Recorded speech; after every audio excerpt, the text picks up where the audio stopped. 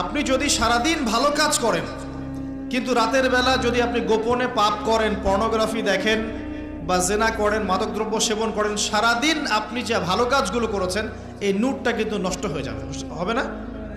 আল্লাহর নূর যদি কলবের মধ্যে না আসে আপনি আলোর সন্ধান পাবেন না, জাহেলিয়াতের মধ্যে এই যে আলোর দিশা খুঁজে পাবেন না। আমরা বলি না জাহিলিয়াতের অন্ধকার, তো জাহিলিয়াতের অন্ধকারে আলোর দিশা খুঁজে পেতে হলে আলো লাগবে না? এই আলো আপনাকে দিবে কোরআন, স্পেশালি সূরা নূর। সূরা নূরে আল্লাহ পাক আরো বলছেন চক্ষু নিচু করার কথা। আমরা নামাজ পড়ছি যারা, মসজিদে যাওয়া আসার সময় যদি আপনার চোখে বেপর্দা কোনো মেয়ে চোখে পড়ে, আপনার চোখের মনের মধ্যে একটা খারাপ ফিলিংস আসে না? নূর নষ্ট হয় না? নূর নষ্ট হয়, আপনি বুঝতে পারেন। আল্লাহ পাক এই সূরায় বলছেন পর্দার কথা।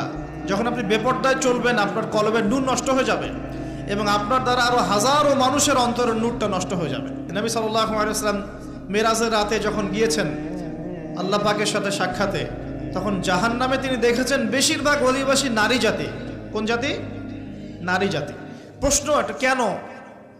উত্তর কিছু বের হয়েছে। এক, তারা কুফরি করে। কিরকম কুফরি করে?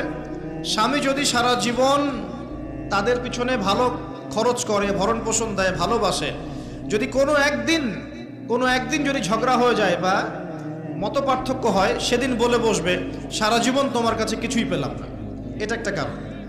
একটা কারণ বলা হয়েছে তারা মাতম করে। মাতম, কেউ মারা গেলে মাতম করে, বুক পিঠ চাপড়ায় এবং অন্যদেরকে খুব লানত অভিশাপ করে। আরেকটা কারণ যেটা আমি কোরআন সুন্নাহ থেকে ফাইন্ড আউট করে মত দিচ্ছি, সেটা হলো তাদের বেপরদামির কারণে সমাজের নূর বা আলো নষ্ট হয়ে যায়।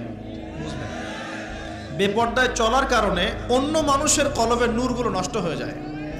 আর যখন আপনার দ্বারা অন্যের ক্ষতি হবে, আপনি যখন সমাজের নূর নষ্ট করবেন, সমাজের আলো নষ্ট করে দিবেন, তখন নিঃসন্দেহে আপনাকে অন্ধকার জাহান্নামে থাকতে হবে। এখানে বোঝার ব্যাপার আছে। তো প্রিয় ভাইরা, কোরআনের কথা বলতে গিয়ে এখানে এসেছি যে আপনারা কোরআন অবশ্যই তেলাওয়াত করবেন, অর্থ বোঝার চেষ্টা করবেন এবং প্রত্যেকটা সূরা আপনাকে এক একটা ডাইরেকশন দিবে। আপনি আলোর সন্ধান পেতে চাইলে সূরা নূর তেলাওয়াত করতে হবে। আমার আজকে আলোচনার টপিক কিন্তু সূরা নূর নয়, অন্য একদিন কথা বলবো ইনশাআল্লাহ। আমার আজকে আলোচনার টপিক অন্য একটা কিছু, সেটা হলো সূরা কাহফ। কোন সূরা? সূরা কাহফ।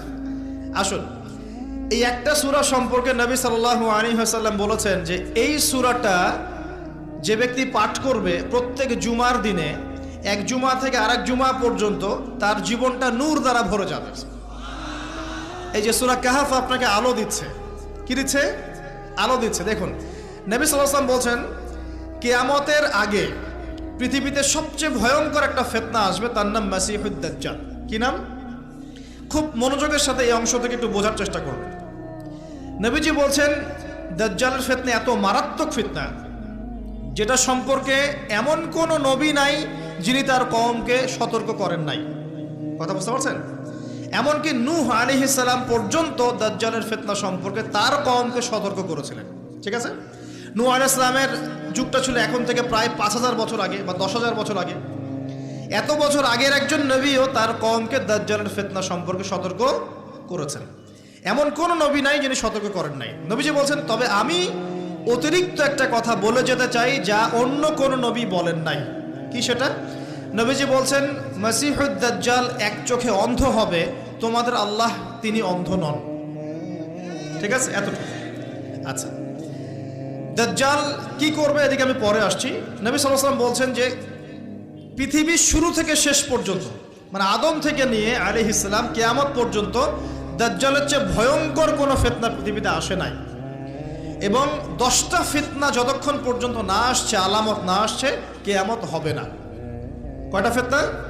10টা। তার মধ্যে 1 নাম্বার হচ্ছে মাসিহুদ দাজ্জাল, তার আগমন, মানুষের রূপে আত্মপ্রকাশ। 2 নাম্বার হচ্ছে ইয়াজুজ আর মাজুজ, এরা দুটো প্রজাতি, মানব জাতি, তারা জিন নয়। 3 নাম্বার ঈসা ইবনে মারিয়ামের আগমন। ঈসা আলাইহিস সালাম আবারও ইউটার্ন করবেন, ফিরে আসবেন।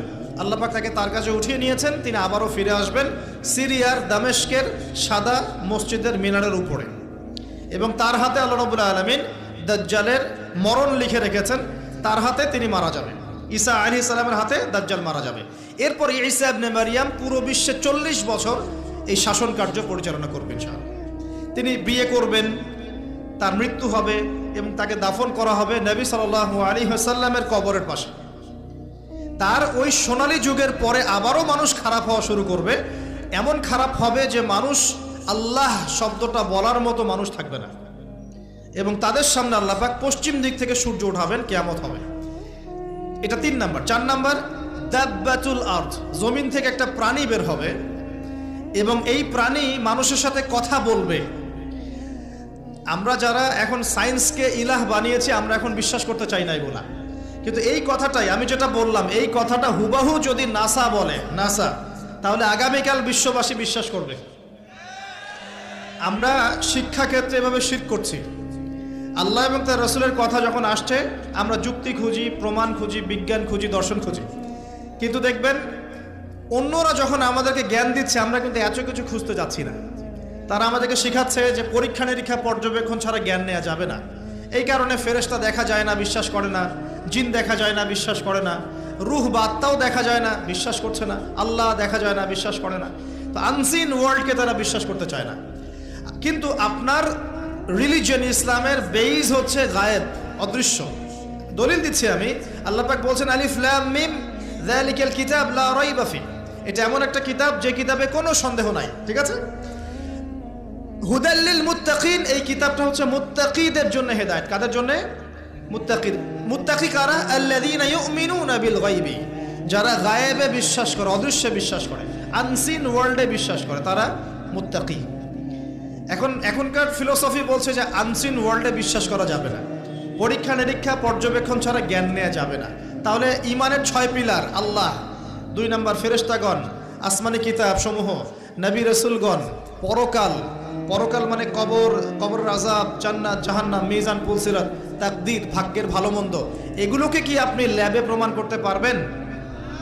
তাহলে কি বিশ্বাস করবেন না? তাহলে যে জ্ঞানতাত্ত্বিক দর্শনে আমরা একটা শিরক করছি না? শিরক করছি। কিন্তু তো যেটা বলছিলাম প্রিয় ভাইয়েরা, যে দেখুন, যদি নাসা বলে দাব্বাতুল আরদ বের হবে, মানুষ কিন্তু বিশ্বাস করবে। এখন আমরা বলছি মানুষ বিশ্বাস করছে না, শুধু বেরই হবে না, সে মানুষের সাথে কথাবার্তা বলবে। তারপরে বলছেন 4টা বলেছি, 5, 6, 7 হচ্ছে 3টা বড় বড় ভূমিকম্প। 3টা বড় বড় ভূমিকম্প না, শুধু ভূমি ধস, মানে ভূমিটা নিচে ধসে যাবে। একটা পৃথিবীর পূর্ব দিকে, দ্বিতীয়টা পৃথিবীর পশ্চিম দিকে, আর তৃতীয়টা হচ্ছে পৃথিবীর মাঝখানে। পূর্ব দিক মানে কিন্তু আমাদের এই কন্টিনেন্ট পুরোটাই, ইন্দোনেশিয়া, মালয়েশিয়া থেকে শুরু করে পুরো শ্রীলঙ্কা, ভারত, পাকিস্তান, এভরিথিং পূর্ব দিক, পশ্চিমা সভ্যতা। মাঝখান মানে এই জাজিরাতুল আরব, এখানেও ভূমিকম্প হচ্ছে। আর আল্লাহ পাকের গজব যখন আসে, তখন কিন্তু ভালো মন্দ সবার উপরে আসবে। একটা দলিল দিয়ে দেই, জাইনাব বিনতে জাহাশ রাদিয়াল্লাহু আনহা, নবী সাল্লাল্লাহু আলাইহি ওয়াসাল্লামের স্ত্রী, তিনি আছেন, নবী সাল্লাল্লাহু আলাইহি ওয়াসাল্লাম ঘুমাচ্ছেন, হঠাৎ তিনি ঘুম থেকে উঠলেন এবং খুব আতঙ্কিত একটা অবস্থায় উঠেই বলছেন, লা ইলাহা ইল্লাল্লাহ, লা ইলাহা ইল্লাল্লাহ, ওয়াইলুল লিল আরব, আরবদের জন্য ধ্বংস, আরবদের জন্য ধ্বংস, মিন শাররি কাদ ইকতারাব, কি ভয়াবহ ফিতনা ধেয়ে আসছে ওদের দিকে। জাইনাব বিনতে জাহাশ রাদিয়াল্লাহু আনহা বলছেন, আনুহলিকু ওয়া ফিনা সালিহুন ইয়া রাসূলুল্লাহ, হে আল্লাহর রাসূল সাল্লাল্লাহু আলাইহি ওয়াসাল্লাম, আমাদের মধ্যে সৎ মানুষ থাকা সত্ত্বেও কি আমরা ধ্বংস হয়ে যাব? চমৎকার প্রশ্ন না? আমাদের মধ্যে সৎ ব্যক্তি থাকা সত্ত্বেও কি আমরা ধ্বংস হব? নবীজি বলছেন, নাআম, অবশ্যই ধ্বংস হবে। ইযা কাসুরাতিল খাবাস, যখন সমাজের মধ্যে অশ্লীলতা, বেহায়াপনা ছড়িয়ে পড়বে, তখন সবাই ধ্বংস হয়ে যাবে। আল্লাহ পাকের গজব আসলে ভালো মন্দ সবার উপরই আসবে, জালেমদের উপর খাস করে আসবে না। আচ্ছা, ভূমিকম্পের পর কি? ইয়েমেন থেকে আগুন বের হবে। নবীজি বলেন, ইয়েমেন থেকে আগুন বের হবে এবং আগুনটা কিয়ামতের মাঠের দিকে মানুষকে তাড়িয়ে নিয়ে যাবে।